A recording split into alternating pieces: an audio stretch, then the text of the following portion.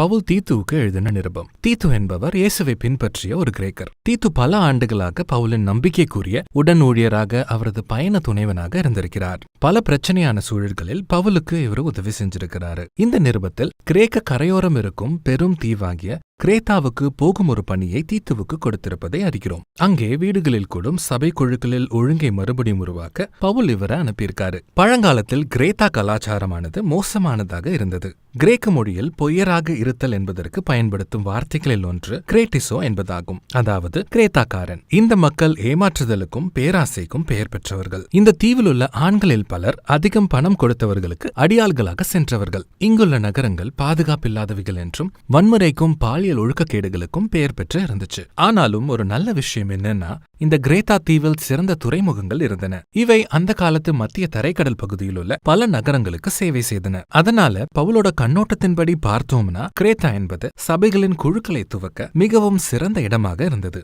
நமக்கு அதிக விவரங்கள் தெரியல. ஆனா இந்த சபைகள் எப்படியோ ஊழல்வாதிகளான கிரேத்தாவின் தலைவர்களின் பாதிப்பின் கீழ் வந்துவிட்டது. தாங்கள் கிறிஸ்தவர்கள் என்று அவர்கள் சொல்லிக் கொண்டிருந்தாலும் அவர்கள் சபைகளை கெடுத்துக் கொண்டிருந்தார்கள். அதனால பவுல் தீத்துவுக்கு அங்கே சென்று பிரச்சனைகளை சரியாக்கும் வேலையை கொடுத்தாரு. இந்த நிருபம் அதற்கான அறிவுரைகளை கொடுக்கிறது. இதில் மிகவும் நேரடியான வடிவமைப்பு இருக்கின்றது. ஒரு சின்ன அறிமுகத்துக்கு அப்புறம் பவுல் தீத்துவுக்கு சபையில அவருக்கு இருக்கும் பணிகளை பற்றிய தெளிவான அறிவுரைகளை கொடுக்கிறாரு. பின்னர் இந்த கிரேத்தா சமுதாயத்தில் சுவிசேஷத்தால் உருவாக்கப்பட்ட புதிய குடும்பத்தை பற்றியும் புதிய மனுக்குலத்தை பற்றியும் அறிவுரைகள் கொடுக்கிறார். இறுதியில் சில வாழ்த்துக்களுடன் இந்த நிருபத்தை நிறைவு செய்கிறார். ஒரு அப்போஸ்தலனாக தன்னுடைய செய்தியானது நித்திய ஜீவனை பற்றிய நம்பிக்கைதான் என்று தீத்துவுக்கு நினைவுபடுத்துகிறார். அதாவது இப்போதே இயேசு என்னும் மேசியாவின் மூலமாக கிடைக்கின்ற புதிய சிருஷ்டியின் வாழ்வுதான் இந்த நம்பிக்கை. இந்த நம்பிக்கையானது நீண்ட காலத்திற்கு முன்பாகவே பொய் சொல்லாத தேவனால் வாக்கு கொடுக்கப்பட்டு இருக்கிறது. இந்த சிறிய துவக்க குறிப்பானது இந்த முழு நிருபத்திலும் பரவி நிற்கின்ற ஒரு முக்கியமான கருத்தை அறிமுகம் செய்கிறது. கிரேத்தா சபைகளில் இருந்த பிரச்சனைகளில் ஒன்று இயேசுவை அவர்களது கலாச்சாரத்தில் இருந்த கிரேக்க கடவுளுக்கு, குறிப்பாக ஜியூஸ் என்னும் தலைமை கடவுளுடன் ஒப்பிட்டதாகும். ஜியூஸ் இந்த தீவில்தான் பிறந்ததாக சிலர் நினைச்சாங்க. ஜியூஸின் குற்றமான மர்மமான குணத்தை பற்றிய கதைகளையும் கற்பனைகளையும் சொல்வதில் அதிக பிரியமுள்ளவர்களாக இருந்தாங்க. அவர் ஒரு பெண்ணை கவர்ந்து பொய் சொல்லி தன் வழிக்கு வர வைப்பாராம். இந்த இடத்தில் பவுல் மிகவும் தெளிவாக சொல்ல விரும்புகிறார். இயேசுவின் மூலமாக வெளிப்படுத்தப்பட்ட தேவன் ஜியூஸை விட முற்றிலும் வேறுபட்டவர். இயேசுவின் அடிப்படை குணமானது உண்மையும் நீதியும் தான். அதாவது கிறிஸ்தவ வாழ்க்கை முறையானது உண்மையை பற்றியதாகும். இது கிரேத்தா மக்களிடம் உண்மையான மாற்றத்தை உருவாக்கக்கூடியது. பின்னர் பவுல் தீத்துவுக்கு 2 பணிகளை கொடுக்கிறாரு. முதலாவது, ஒவ்வொரு சபை சமூகத்திற்கும் புதிய தலைவர்களை தீத்து அமர்த்த வேண்டும். மூப்பர்கள் என்னும் முதிர்ச்சியுள்ள கணவர்கள் அல்லது தகப்பன்மார்கள் அடங்கிய குழு இது. இவர்கள் கிரேத்தா கலாச்சாரத்திற்கு முற்றிலும் வேறுபட்ட வாழ்க்கை முறையை கொண்டவர்களாக இருக்க வேண்டும். மூப்பர்களாகிய இவர்கள் குடும்பத்திலும் சமுதாயத்திலும் நேர்மை, இயேசுவுக்கு முழு அர்ப்பணிப்பு, சுய கட்டுப்பாடு மற்றும் தாராள குணம் ஆகியவற்றில் பெயர் பெற்றிருக்க வேண்டும். இந்த புதிய தலைவர்கள் இயேசுவை பற்றிய சுவிசேஷத்தை போதிக்கக்கூடியவர்களாக இருக்க வேண்டும். ஊழல் தலைவர்களை மாற்றிவிட வேண்டும், அவர்களை எதிர்க்க வேண்டும். இதுவே தீத்துவின் 2வது பணியாகும். பவுல் இந்த போதகர்களை சுன்னத்துக்காரர்கள் என்று அடையாளப்படுத்துகிறார். அதாவது அவர்கள் இயேசுவை பின்பற்றுவதாக சொல்லும் இனத்தின்படி யூத கிரேத்தாக்காரர்கள். ஆனா கலாத்தியாவில் இருந்த பிரச்சனையைப் போலவே இந்த மக்கள் யூதரல்லாத கிறிஸ்தவர்கள் உண்மையிலேயே யூத மேசியாவை பின்பற்ற வேண்டுமென்றால் விருத்த சேதனம் மற்றும் தோராவின் கட்டளைகளை பின்பற்ற வேண்டும் என்று வற்புறுத்தினாங்க. இவங்க யூத கட்டுக்கதைகளிலும் மனித கற்பனைகளிலும் அடைப்பட்டு கிடப்பதாக பவுல் சொல்றாரு. எல்லாத்துக்கும் மேல அவங்க பணம் சம்பாதிக்கிறதற்காகவே சபையின் தலைமை பதவியில் இருக்கிறாங்க. அதனால பவுல் ஞானமாக தன் சொந்த மக்களின் குணத்தை பற்றி நேர்மையாக எழுதி வைத்த எபிமடைட்ஸ் என்ற பழங்கால கிரேத்தாவின் புலவர் ஒருவரின் சொற்களை மேற்கோள் காட்டுகிறார். கிரேத்தா தீவார், ஓயா பொய்யர், துஷ்ட மிருகங்கள், பெருவயிற்று சோம்பேறிகள் என்று அவர் சொல்லியிருந்தார். நன்மைக்கும் தீமைக்கும் உண்மைக்கும் பொய்க்கும் இடையிலிருந்த வித்தியாசத்தை இவர்கள் மங்கி போக செய்தனர். இவர்கள் இதை பணத்திற்காக செய்தனர்.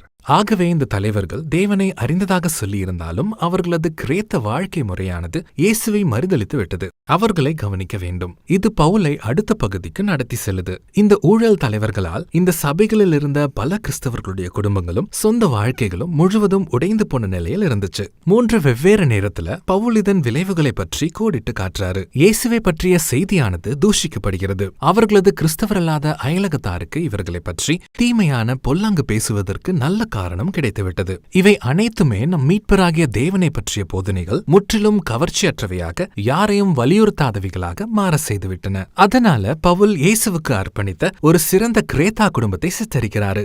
அதில் நேர்மை, சுயக்கட்டுப்பாடு நிறைந்த வயது முதிர்ந்த ஆண்களும் பெண்களும் உள்ளவர்களாக, இளைஞர்களுக்கு முன்மாதிரிகளாக இருப்பார்கள். இளம் பெண்களும் அந்த காலத்து கிரேத்தா கலாச்சாரத்தைப் போல திருமணத்தை தவிர்த்து பாலியல் ஒழுக்கக்கேடுள்ளவர்களாக இருக்கக்கூடாது. மாறாக அவர்கள் உண்மையுள்ள வாழ்க்கை துணைகளை தேடி கண்டுபிடித்து நிலையான ஆரோக்கியமான குடும்பங்களை உருவாக்க வேண்டும். அதே போல இளம் ஆண்களும் அப்படியே இருக்க வேண்டும். அவங்க ஆரோக்கியமான, ஆக்கப்பூர்வமான குடிமக்களாக இருக்கணும். கிரேத்தாவில் உள்ள கிறிஸ்தவ வேலைக்காரர்கள் ஒரு தனித்தன்மையான நிலையில் இருந்தனர். சுவிசேஷத்தின் காரணமாக அவர்கள் பவுல் நடத்திய சபைகளில் சம அந்தஸ்துடன் நடத்தப்பட்டனர். ஆனாலும் அவங்க அந்த சம உரிமையை பயன்படுத்தி தங்கள் எஜமான்களை மதிக்காமல் போய் அடிமைகளின் கலகத்தில் ஈடுபடும் அபாயம் இருக்கிறது. அவங்க அப்படி செய்தால் கிறிஸ்தவ செய்திக்கு இன்னும் அவமரியாதையை கொண்டு வரும். இங்க பவுல் ஒரு சிறிய வித்தியாசத்தை சமரசம் செய்வதை நாம காணலாம். இயேசுவை பற்றிய சுவிசேஷமானது கிரேத்தா கலாச்சாரத்தை மாற்றியமைக்க வேண்டுமென்றால் அதன் மீட்பின் வல்லமையை பொதுவெளியில் நிரூபிக்க வேண்டுமென்று அவர் நம்புறாரு. அது சமுதாய புரட்சியினாலோ கிறிஸ்தவர்கள் நகர்ப்புற வாழ்க்கையிலிருந்து ஒளிந்து வாழ்வதாலோ நடக்கப் போவதில்லை. கிறிஸ்தவர்கள் பொது வாழ்வில் முழுமையாக ஈடுபடும்போது அவர்களுடைய தனி வாழ்வும் வீடுகளும் வெளிப்புறத்தில் ஒரே மாதிரியாக தோன்றும்போதுதான் கிறிஸ்தவ செய்தியானது கிரேத்தா மக்களை மாற்றக்கூடியதாக இருக்கும். ஏன்னா அவர்களுடைய அயலகத்தார் கூர்ந்து நோக்கினால் கிறிஸ்தவர்கள் முற்றிலும் வேறுபட்ட மதிப்பீடுகளுடன் வாழ்கிறார்கள், முற்றிலும் வேறுபட்ட தேவனுக்கு அர்ப்பணிப்புள்ளவர்கள் என்பதை கண்டுபிடிப்பாங்க. இந்த வித்தியாசத்தை தான் பவுல் அழகாக 2ஆம் அதிகாரத்தின் இறுதியில சுருக்கமாக சொல்லியிருக்காரு. கிறிஸ்தவர்களை உந்தித்தள்ளும் வாழ்க்கை முறையானது தேவனது தாராளமான கிருபையாகும். இது இயேசு என்னும் நபரில் வெளிப்பட்டது. அது அவர் மீண்டும் வரும்போது மீண்டும் வெளிப்படும் என்கிறார். இந்த கிருபையானது இயேசு தனது கணத்தை விட்டு தனது எதிரிகளின் இடத்தில் அவர்களை மீட்பதற்காக அவமானமான மரணத்தை ஏற்றுக்கொண்டதன் மூலமாக வெளிக்காட்டப்பட்டது. தேவனுடைய தாராள அன்பிற்கு எதிராக இருக்கும் தீய வழிகளை மறுக்க தேவ மக்களை அழைக்கும் அதே கிருபைதான் இது. பவுல் கிறிஸ்தவ குடும்பங்களை விட்டு தனது கவனத்தை விலக்கி கிறிஸ்தவர்கள் கிரேத்தா சமுதாயத்தில் புதிய நபர்களாக வாழும் ஒரு தரிசனத்திற்கு நேராக நடத்தி செல்றாரு. அனைத்து மக்களிலும் கிறிஸ்தவர்கள் சிறந்த குடிமக்கள் என்று அறியப்பட வேண்டும். சமாதானமுள்ளவர்களாக, தாராள மனமுள்ளவர்களாக, அதிகாரங்களுக்கு கீழ்ப்படுகிறவர்களாக, பொது நலனை நாட்டுபவர்களாக இருக்க வேண்டும். ஆனால் இது கிரேத்தாவின் மக்கள் வாழ்ந்த வாழ்க்கையை விட மிகவும் வித்தியாசமானது. கிறிஸ்தவர்கள் எவ்வாறு சமுதாயத்திற்கு எதிரான ஒரு வாழ்க்கையை நடத்தி செல்ல முடியும்? இதை செய்யக்கூடிய ஆற்றலானது சுவிசேஷம் அறிவிக்கின்ற 3இல் 1 தேவனின் மறுரூபமாக்கும் அன்புதான் என்று பவுல் நம்புறாரு. அவர் இதை ஒரு அழகான கவிதையின் மூலமாக வெளிப்படுத்துகிறாரு. தேவனுடைய கனிவும் அன்பும் தான் நம்மை நமது தன்மைகளிலிருந்து மீட்டன என்கிறார். பரிசுத்த ஆவியானவர் மூலமாக தேவன் மக்களை மறுஜென்மம் முழுக்கினால் மீண்டும் பிறக்க செய்தார். இயேசுவின் மூலமாக மக்கள் நீதிமான்கள் என்று அறிவிக்கப்படுவதற்கான வழியை உருவாக்குகிறார். இவை அனைத்தும் நித்திய வாழ்வை திறந்து விடுகின்றன. அதாவது புது சிருஷ்டிக்கான புதிய எதிர்காலமாகும். இந்த ஜீவனுள்ள சரித்திரம் மிகவும் வல்லமையுள்ளது. இது புதிய வகையான மக்களை உருவாக்க முடியும்.